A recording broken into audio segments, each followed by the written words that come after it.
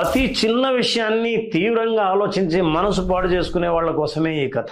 ఓ వ్యక్తి ఎవరన్న మాటలైనా సరే వాటికి తీవ్రంగా స్పందిస్తూ గంటల తరబడి ఆలోచిస్తూ ఉంటాడు. మనసు ఎప్పుడు ప్రశాంతంగా ఉండేది కాదు, నిద్ర పట్టేది కాదు. ఓ రోజు ఓ సాధువు దగ్గరికి వెళ్ళి తన బాధనంతా చెప్పుకున్నాడు. ఆ సాధువు ఉదయాన్నే తన దగ్గరికి వస్తే సమాధానం చెబుతానంటాడు. చెప్పినట్టే అక్కడికి చేరుకున్న ఆ యువకుడికి నిండుగా నీళ్లతో నిండిన పాత్రనిచ్చి 2-3 వీధులు తిరిగి నది ఒడ్డుకు రమ్మంటాడు. కానీ ఒక్క చుక్క కూడా ఒలికిపోకుండా చూసుకో, అదే పరీక్ష అంటాడు సాధువు. ఆ పాత్రనే చూసుకుంటూ వెళ్తుంటే చాలా మంది వింతగా చూస్తారు, కొంతమంది నవ్వుతుంటారు, ఇంకొంతమంది ఎగతాళి చేస్తారు. ఇవేమీ పట్టించుకోకుండా పని పూర్తి చేసి తిరిగి ఆ సాధువు దగ్గరికి వెళ్తాడు. ఇంతకీ మార్గ మధ్యంలో ఎవరెవరిని చూశావు అని అడిగాడు. నేను గమనించనే లేదు, నా దృష్టి అంతా ఈ పాత్ర మీదే ఉంది కదా అంటాడు ఆ వ్యక్తి.